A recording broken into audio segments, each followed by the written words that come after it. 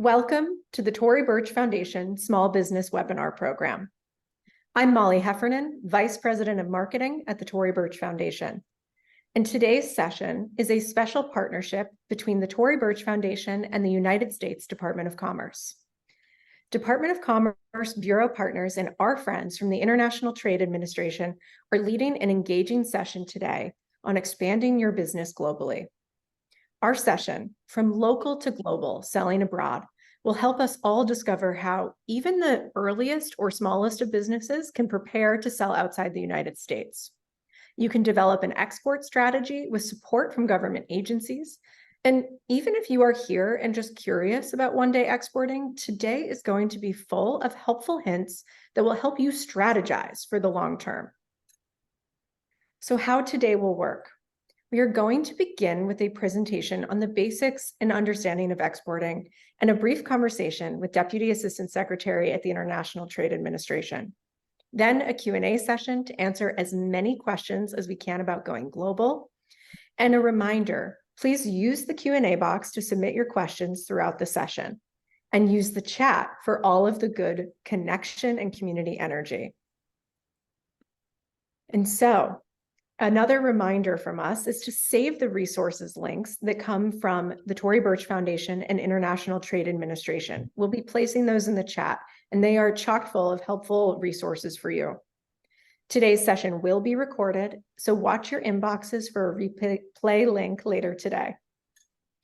So to start, let's give everybody in the chat there, say hi and give a warm welcome to International Trade Administration Deputy Assistant Secretary for U.S.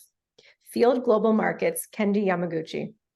In her role, Deputy Assistant Secretary Yamaguchi helps U.S. businesses export their goods and services, attract foreign direct investment to grow jobs right here in the United States. She served as Deputy Mayor of Seattle, and with over 20 years of executive management experience working across all levels of government and business to promote job creation, public investment, and cultural diversity. So we are in good hands today. Deputy Assistant Secretary, thank you for being here. And I'm going to hand it over to you to go deep on exporting.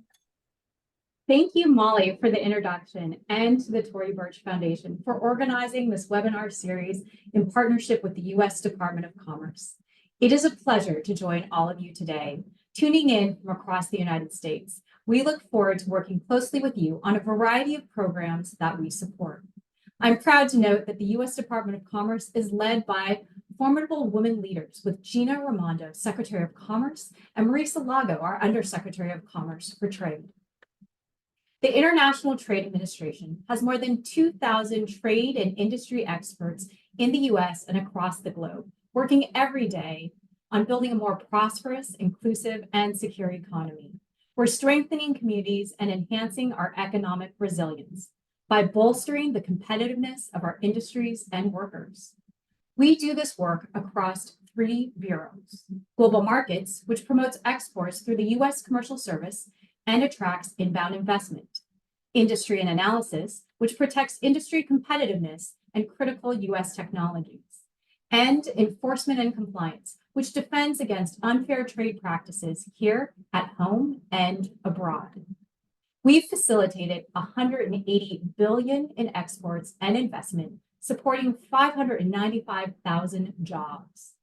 We've also launched a global diversity export initiative to reach diverse businesses in rural and urban underserved communities to help them compete and win in global markets, including women, minority, LGBTQI+, and veteran-owned businesses. And we have partnered with national chambers of commerce and associations through our Strategic Partnership Program. This includes the Organization for Women in International Trade and the W Marketplace. As Deputy Assistant Secretary, I lead our U.S. Commercial Service team of nearly 300 international trade experts across 106 offices in 48 states and Puerto Rico, connecting to U.S. embassies and consulates around the world in over 80 markets. Each year, U.S. companies export trillions of dollars in goods and services. And exporting is not just for big multinational companies. The vast majority of companies that export, 98%, are small or medium-sized enterprises. And we are instrumental in helping our businesses navigate global markets and take advantage of opportunities. I would like to highlight 4 areas. First, we problem solve for US companies that sell internationally through export counseling. Second, we produce and provide in-depth international market intelligence. Third, we help make business connections. We introduce US companies to qualified, vetted overseas partners through our business matchmaking services. Fourth, we work to establish a level playing field. We identify and address foreign trade barriers that prevent US goods and services from fairly reaching overseas markets. And we advocate for US businesses' interests abroad. We lead efforts across the US government and engage with foreign governments to ensure fair and transparent business processes that allow US companies to compete for new business.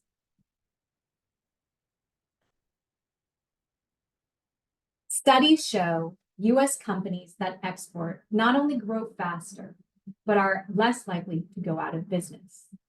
A few considerations as you begin your export journey that we wanted to highlight. A product or service's success in the domestic market is a good indicator of its potential for export success. Management commitment is the #1 determining factor for export success and an essential part of any export plan.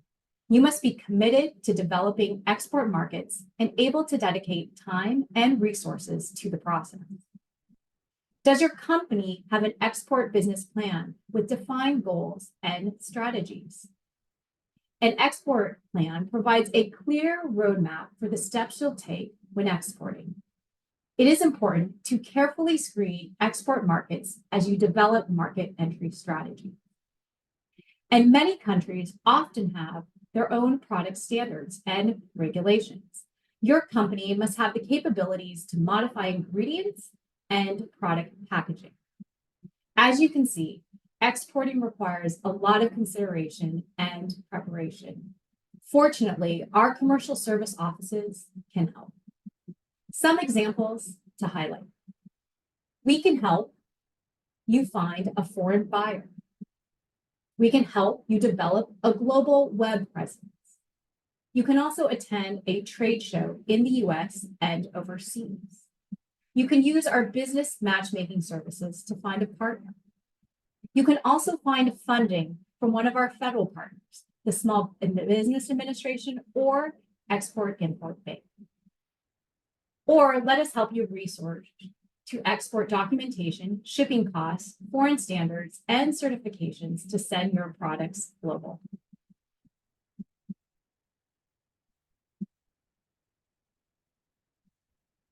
More than 70% of the world's purchasing power is outside the United States, and only 11% of the United States GDP is generated by exports of goods and services.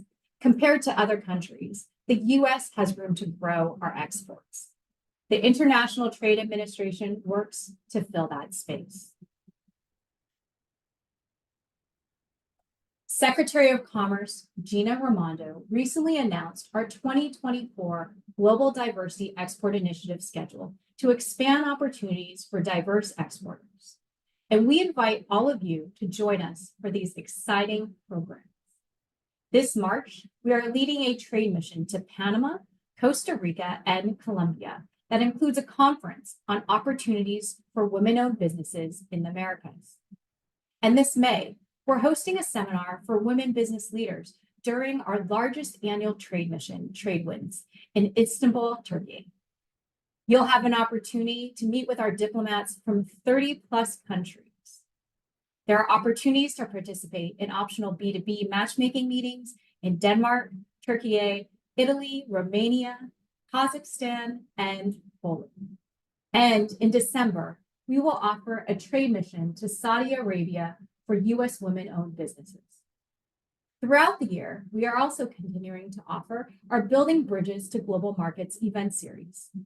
This brings in-person exporting experience to underserved communities across the United States, addressing issues most common to diverse businesses and women businesses.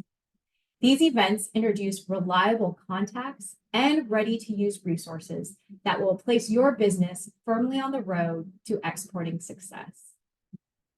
If you participate, you'll have the opportunity to meet one-on-one with federal, state, and local trade experts on site.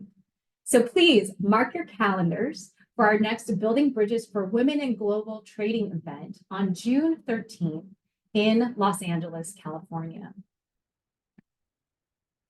I'd also like to share some links to our resources and programs mentioned throughout my presentation today.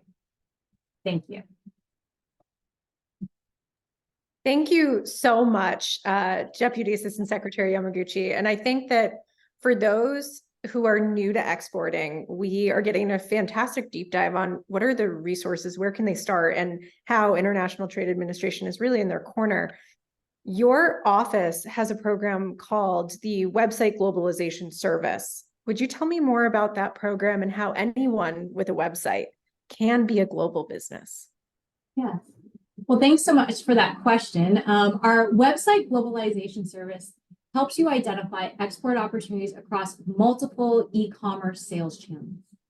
So there's many offerings.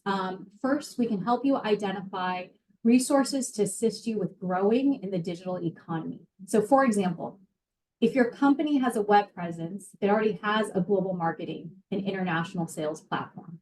Many people don't realize that. Second, we can help provide advice on ways to get paid.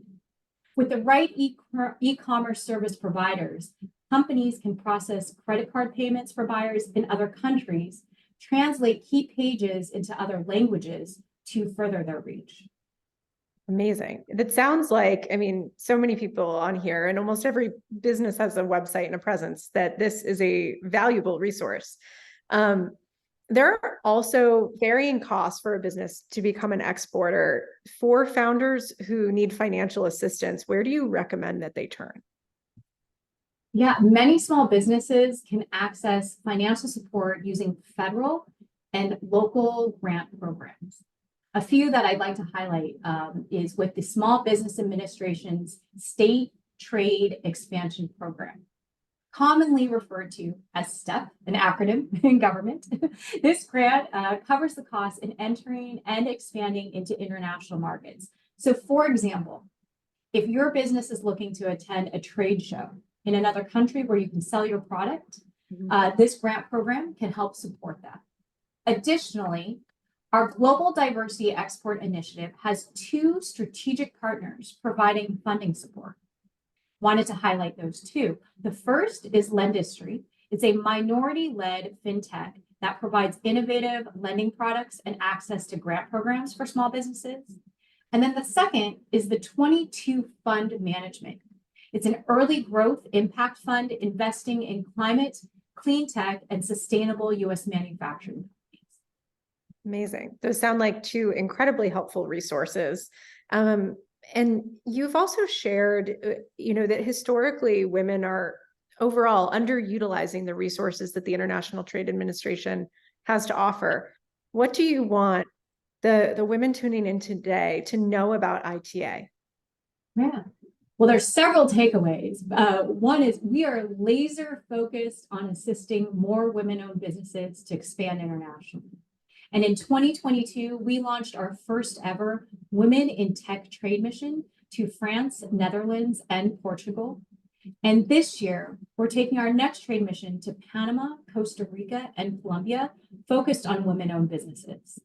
And, which I mentioned a bit earlier, our Building Bridges for Women in Global Trade event will be taking place in Los Angeles, California in June. So we very much look forward to seeing you in the near future. Amazing. Everyone, you have your calendars marked about LA in June. Deputy Assistant Secretary Yamaguchi, you have provided us with tremendous insight and hopefully have inspired many of the businesses here today to expand with the strategic guidance of the International Trade Administration. thank you so much for being here with us today and all the work that the International Trade Administration does. And now we're gonna shift gears, and I'm gonna welcome Tricia Van Orden, the Director of International Trade Administration's Trade Promotion Coordinating Committee Secretariat. Tricia is focused on expanding the number and diversity of U.S. businesses that compete in global markets, is committed to accelerating their growth, and coordinates the women's economic empowerment activities across the International Trade Administration. So Tricia, there are a lot of questions. Folks submitted questions in advance, and we're really going to dig into a lot of the how-tos on exporting today. So thank you for being here. And I'd love to get started with a question that came in during registration. And it was really about what tax considerations should businesses prepare for as they think about expanding their sales into other countries. Thanks, Molly. And hi, everyone. It's really my pleasure to join you. And I'm excited to delve a little deeper into some of these technical questions about exporting. Taxes are really complicated, and you're going to want to think about them at multiple points during your export journey. At the beginning, before you even start exporting, you're going to have tax considerations when you decide which markets are a good fit for your product or service. There is a type of tax called a tariff, and foreign countries can charge tariffs, which is equivalent to a tax, on foreign goods that are entering into that market. So that means that you are competing with domestic producers that are not charged that tariff. So this might impact your competitiveness in a market or your pricing strategy. Now, the United States has a lot of free trade agreements with some trading partners, and that really significantly lowers tariffs. There's also a lot of markets that are very liberal, we would say, and they have very low tariffs. And so we have a tool on our website, trade.gov, which is a tariff finder tool. And we have one that's specifically for free trade agreements. And so as part of your initial research, you're going to want to take a look at markets of interest to you and determine whether or not that tariff or tax burden is going to make you more or less competitive in a certain market. Once you are actually on your export journey, you do need to take taxes into consideration because you are required to comply with all of the laws and regulations in that foreign market, and that includes tax regulation. There are lots of different types of taxes, such as value-added taxes or consumption taxes. So it's really going to depend on the specific market and the specific product or service that you're exporting. So at that point, once you're developing a market entry strategy and a plan, depending on the level of operations you have, whether you're just shipping goods into that country or if you're actually establishing operations, it's really going to change your tax considerations. So our commercial service specialists are a great resource to talk to for that initial strategy and creating expectations about what your tax approach should be. But once you get to the point of registering with the local tax authorities, that's where consulting an expert is really helpful. And you can talk to your tax preparer here in the United States for that initial advice, or at that point, engage a tax attorney. But as your exporting grows and your international presence grows, the amount of resources that you're going to want to devote to that tax question are going to increase. But you'll see the benefits as you have larger businesses overseas. Yeah. And Tricia, you mentioned something in the answer to that question. It was about how founders should be thinking about and strategizing what markets they enter. So I guess, can we start there from the beginning? What should a business be thinking about? Yeah, so there's a lot of different ways to go about this, but generally you want to find a market where there's demand for your product or service. The whole point of exporting is really to acquire new customers and to expand your markets. It's a business growth strategy. So ideally you would maintain your level of business here in the United States and then add to it by adding additional markets. About 95% of the population lives outside the United States. It's approximately 80% of consumer power is outside the United States. And so there's a lot of demand for US goods and services. And so thinking through where you can easily get your product, where there's demand for the product, where there's a good market fit, That's going to drive your strategy. And that's what our commercial specialists are here to help you work through, is understanding the benefits of exporting and then the costs and the investment that would be necessary to really build out your export strategy.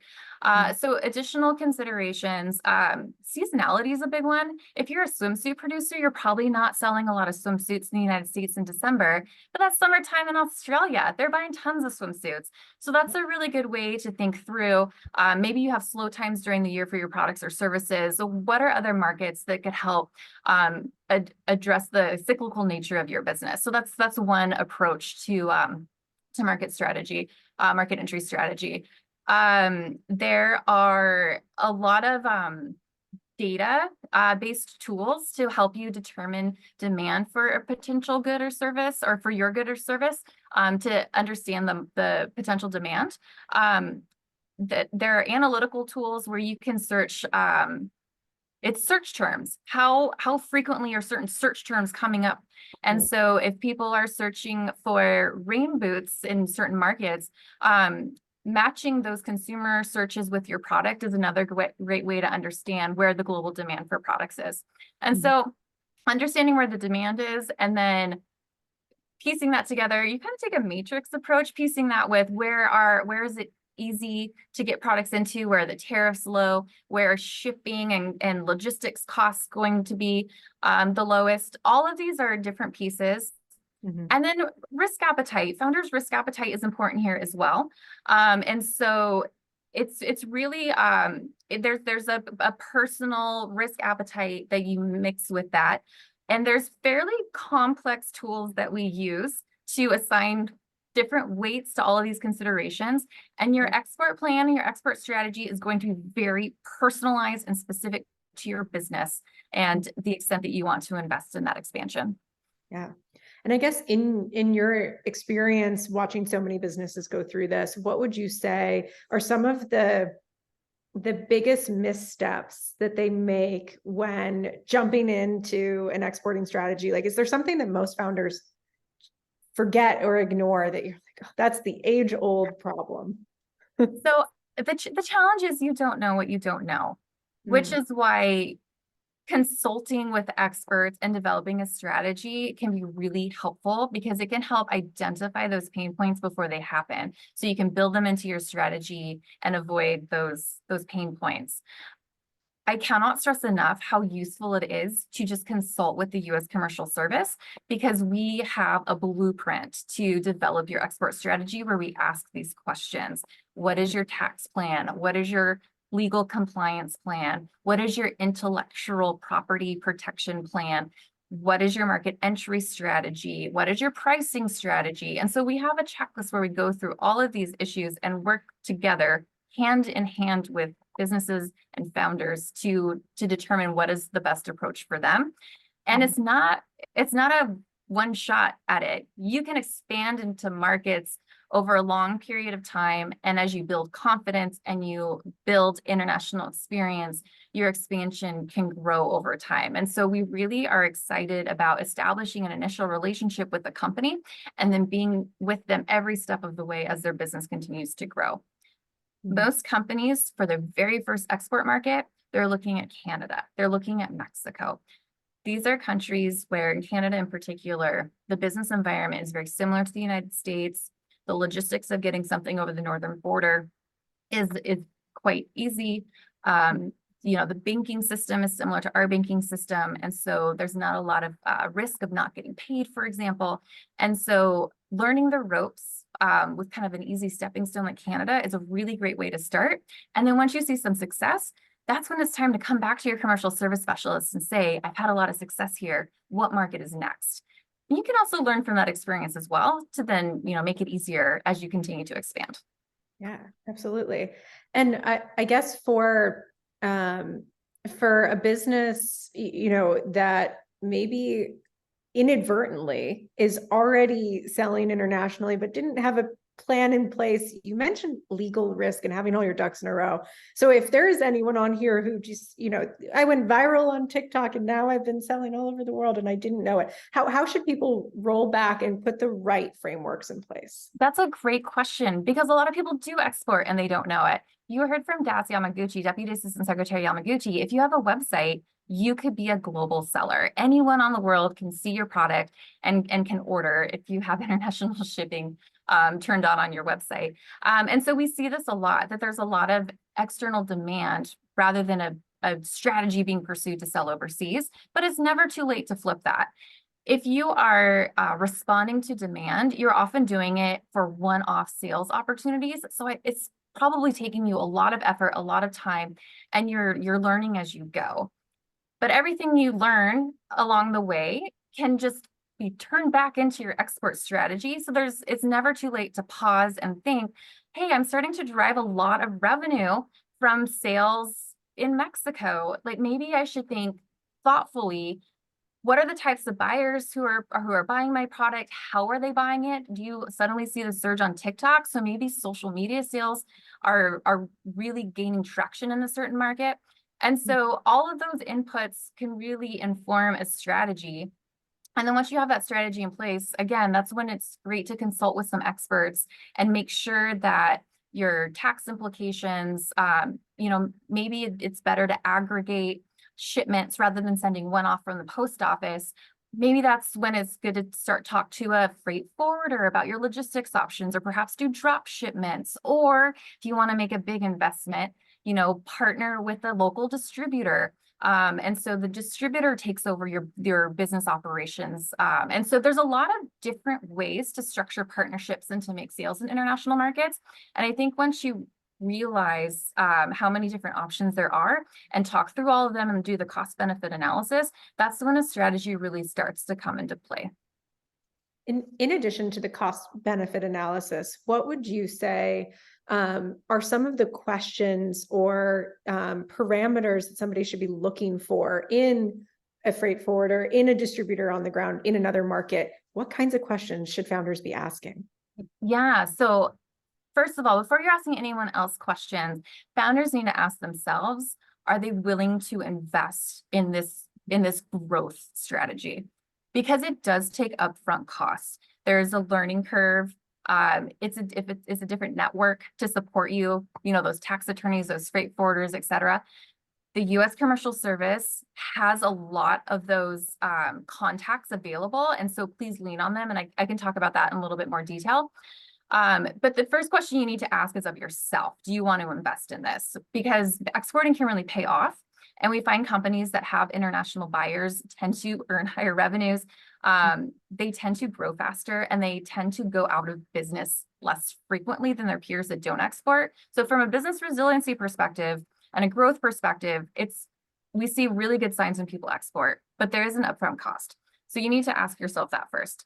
And then when you're looking at your international partners, you want to be doing some due diligence, making sure that they themselves are registered businesses, that they're paying their taxes, that they're complying with their local laws. So you want to make sure that anyone who's representing you or that you're going into business with also has a similar approach to compliance and maintaining everything above board. The U.S. Commercial section can help with this. So we have a presence in 80 countries around the world, and our specialists can help vet companies to make sure they're registered, that they're legal entities, and if they have experience working with them. And so one of my colleagues noted in the chat that our initial counseling services, not initial, all of our counseling services are free, but when we're doing specific vetting or identifying potential partners, whether it's a distributor or other partners in country, we do charge a small fee for small businesses for that, since we're delivering a service that is specific to the business. But it is a small fee. And again, you have the full faith and trust of the U.S. government conducting that vetting for you. I am hearing a resounding, you don't have to do this alone. And I guess that also lends me to we only know what we know. So how much does cultural competency and what kinds of resources and guidance does ITA have for somebody entering a new market and needing to understand culture, people interacting, and just, the basics of showing up as a good human and a good partner. How do you Yeah. navigate that? So I'll kind of answer that in two parts. So first of all, just about every community in the United States has an international business community. There are companies everywhere in our country that are engaged in international business. And so in many places where we have a presence, the International Trade Administration has a presence, we help to convene a group of trade professionals that we call a District Export Council, or a DEC. District export councils are professionals. They're not government employees. They're professionals who in their professional capacity either engage in international trade or support international trade. And a lot of times they are freight forwarders who help with your logistics, getting your goods overseas, tax attorneys, international trade attorneys, patent attorneys. So they're the professionals who you can go to. You can engage with the professionals in the District Export Council and ask them for advice. A lot of them will provide an initial consultation for free to small businesses who are looking to get started, just to find out more information and to build that international network. So I think that's a really good place to start, is to engage with this District Export Council. And again, you can get introductions to those specific professionals through the local commercial service specialist. And then that, asking advice, asking about people's experiences, I think that really helps to create some context about what it's like to engage in a certain market, engage with a certain culture. And so you can hear from others' experiences and also learn from their mistakes and their successes. And so I think getting to know your international community in your community is a really good place to start. You heard Deputy Assistant Secretary Yamaguchi talk about a few trade missions that we're doing in the future. Trade missions and actually getting into the market is the best way to meet potential buyers and to find business deals for yourself. So we really try to offset the cost of getting people overseas and of course experiencing firsthand what it's like to do business and to make contacts in the market is really instrumental in expanding your global business presence. She mentioned that state trade expansion program, STEP grant program. STEP grants are administered state by state. Our commercial service specialists can help you find your state contacts so you can inquire about STEP grants, but STEP grants can be used to offset the cost of travel and attending trade missions so that it's less expensive to get into the market. So those are two ways, both at home in your local community and overseas, to get to know international business contacts. Amazing. And for anyone who is interested in taking part in the missions, really tapping into a lot of the resources, we had a question come in to say, for example, with the Global Diversity Export Initiative or these other programs, do you require certifications for small business, the women-owned certifications? What's required so that people can be ready? Thanks for that question. So to participate in any of our programs, you do not need to be a certified women-owned business. It is based on self-identification. So all of our programs and all of our services at the International Trade Administration are available to everyone. Now, we do serve companies that are based in the United States and that produce their good or offer their service from the United States. So for some of our fee-based programs, we do require that at least 51% of the content is made here in the US, because at the end of the day, we're supporting US companies, US workers who are making those products, et cetera. So there are some requirements related to content, but not to business ownership from a demographic perspective. So all of our programs are available to everyone. If you are a women certified owned business, there are additional opportunities when it comes to foreign government procurement and some other opportunities that we'd love to explore with you, but that's not a barrier to accessing our services at all. Amazing. And for folks as they expand, and I think some people tuning in may have attended our session with the U.S. Patent and Trademark Office, but as a brand goes into other markets, and we even had a great question here from someone with an e-com site, developed their product over the past few years and are entering other countries. I mean, what protections should people be considering around their IP, their product, their trademarks? I mean, are they covered? Do they got to go back to USPTO? You tell me. Yeah, that's a great question because a lot of the value in small businesses is in their intellectual property. So when you apply for a patent here with the US Patent and Trademark Office, it extends just to the United States. So you do need to apply for protection when you move into other markets. And there's a strategy involved with your IP protection, which I can go into in a moment. The good news is the United States is part of an agreement with 123 other countries to make it easier to apply for protection for your patent or brand protection or trademark protection in other countries. And so there's kind of a portal, one online portal where you can manage all of your applications, pay one fee. You don't have to pay in a lot of foreign currencies. And so that's definitely something you want to work with a professional when it comes to the strategy, because based on what your intellectual property is, you may want to apply for protection in markets that you plan to enter into the future, even before you're actually entering into them. And then if you think there's some risk of the product you make perhaps being fraudulently copied, even where you're not doing business, if there's a risk for that in sort of infringement, you may want to consider protection in those markets as well. So brand protection can be complicated and different depending on what your IP portfolio is. So that's a great one to have conversations very early, because you might actually start your global protection approach even before you're expanding. So thank you very much for that question. But I guess bottom line, the U.S. Patent and Trademark Office only covers you in the U.S. So there is a process for global protection. Yeah. And for business owners, when you are onto something and you have a product that is taking off, you never know where your business might grow or might scale. Your vision today could be different tomorrow. So planning into your growth and your protections and holding what is yours safe is so important. We had a question doubling back to your delineation around where products are manufactured and what is produced in the US. Can you just break that down a little bit more for founders to understand, like, how much of what they are doing should be done in the US? Like, is it their packaging? Is it some of their initial development? Just so that they know where and how they can tap into ITA resources. Sure. So I guess I would say you can make your product anywhere you want. And so there's a lot that goes into like sourcing and supply chains. And so there's a lot of input and strategy behind that. However, some government resources that are to support US exporters, there is a requirement that the product that's being exported is significantly manufactured in the United States, and that's the product itself. So this really applies to goods.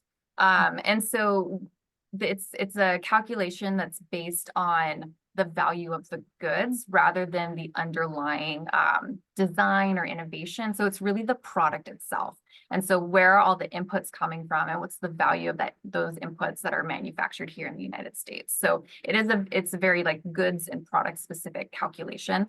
And so that comes into play to qualify for some of the International Trade Administration services, as well as other federal agencies that support U.S. exporters, such as qualifying for some Small Business Administration loan and financing products, as well as if you're looking to utilize the Export-Import Bank for insurance or guarantees related to overseas shipments.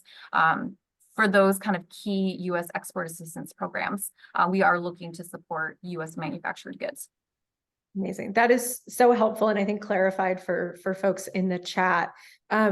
We do have, service providers that tune in, and was wondering what your advice would be to a service provider today that is thinking about expanding to a foreign market, but isn't a traditional good. Are there considerations different for them? Yeah, so U.S. service providers are actually extremely competitive. The United States is a huge exporter of services, so everything from consulting to engineering.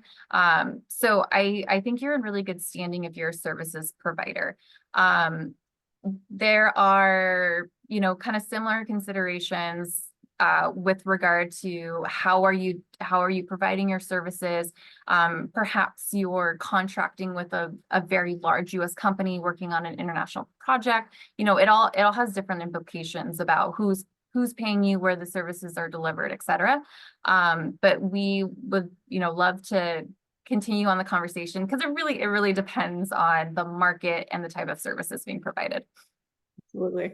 Well, I'm going to shift gears back into a more nitty-gritty question. What are the insurance liability requirements for expanding globally?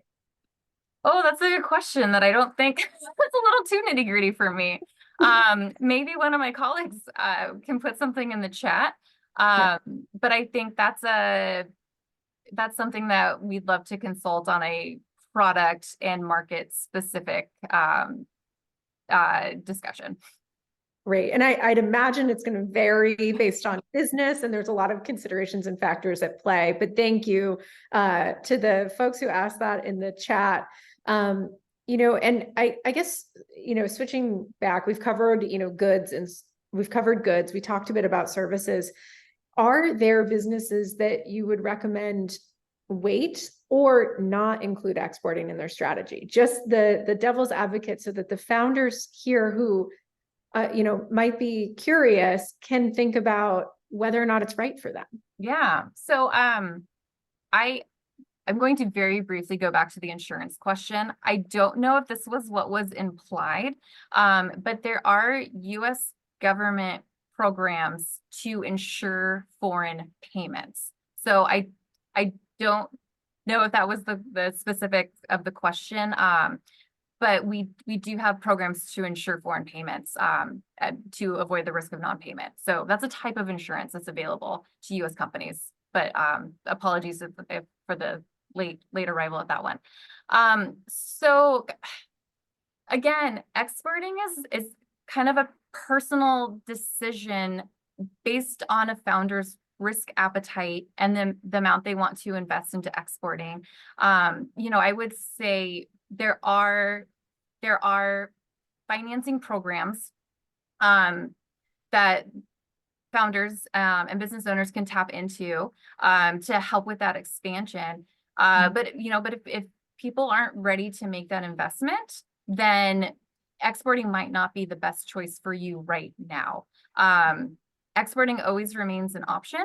And so when you have time to kind of devote to building out those international contacts, devote to going through the process of selecting markets and your market entry strategies and all that. But it takes some time and it takes some resources. So that's a individual decision to decide if that's for you. And what we do here at the U.S. Department of Commerce International Trade Administration is try to de-risk that decision at every part of the way and to minimize the cost to your business so that it is easier to invest in that business expansion strategy. Amazing. And I think that is such strong universal advice as well, that everything you do in your business, you can't do throwaway strategies. Oh, maybe we'll start a TikTok channel. Oh, no, everything takes a resource, whether that's in time, in your thought, and financially. So I love that advice, Tricia, across the board. You mentioned drop shipping earlier, which is a very buzzy topic in general. Can you say a bit more about drop shipping as part of an export strategy? Just because it's gone through waves. It's such a trendy word in the business space sometimes. Okay, well, I think I know about enough about drop shipping that I know it's a buzzword, but I'm not a logistics specialist.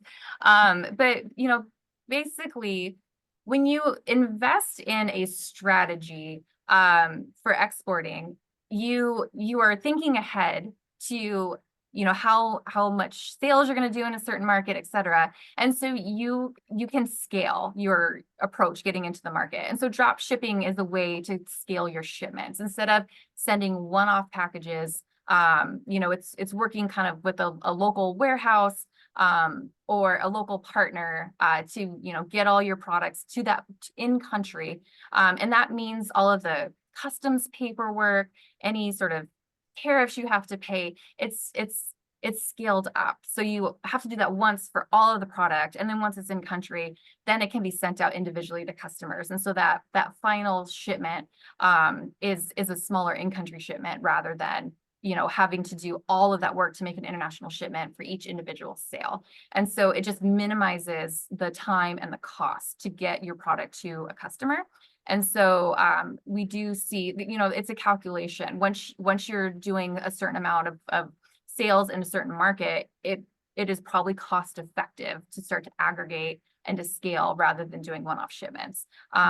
If you're, you know, selling on Etsy and maybe you're making 3 shipments overseas a month, you know, it doesn't make sense to invest in that. And so again, this is part of the cost benefit analysis when you're developing your strategy.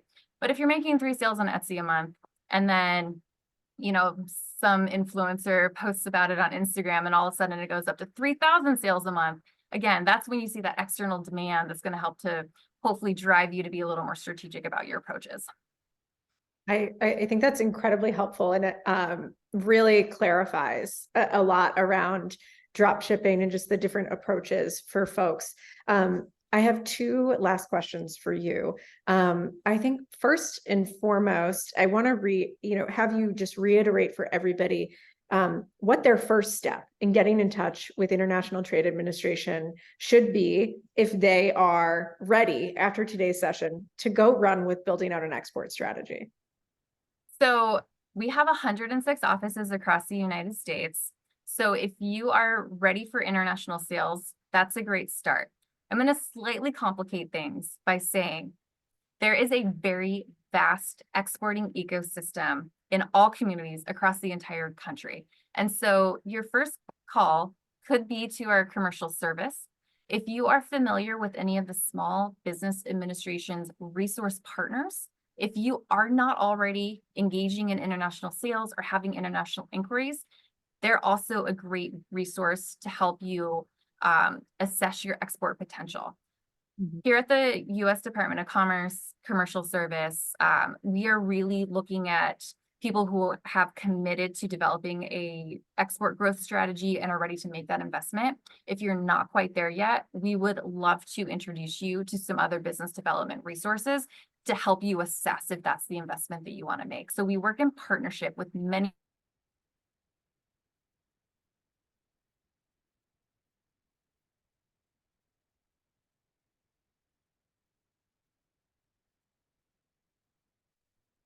Oh, I think, folks, we are frozen, but we appreciate you tuning in, and I think we'll catch Tricia. Oh, Tricia, you're back. I apologize. I'm so sorry. No, that's okay. You left us with a cliffhanger. So I was just saying that, you know, it is not up to you as a founder or business owner to navigate our export ecosystem. We want to help you navigate it. And so it doesn't matter who you come into contact first, and perhaps that is your local commercial service specialist. We will get you to the resource you need when you need it. And ideally, you will, over your export journey, access all of the resources, and we're there to be your guide through that process. Amazing, Tricia. And if you could leave our founders tuning in with one lasting piece of advice, no pressure, what would it be about exporting? Oh, you know, exporting can be transformational for your business. We see the data in business outcomes for companies that are internationally engaged. And so if you want to develop a long-term growth strategy for your business, you should really consider what international sales can do for you. And there's a whole host of resources on the government side and the private sector side, again, that can offset the risk, offset the cost, so that that can be a journey that you take your business on. Amazing. Tricia, I cannot thank you enough. You were with us through our litany of questions, because they're really are in abundance on our side, because I think there's just so much potential when it comes to exporting. And so we are so grateful to you. And again, to our partners at the Department of Commerce, as well as the International Trade Administration, and Deputy Assistant Secretary Yamaguchi. Today was just a fantastic primer for everybody who is thinking globally and ready to go from local to global.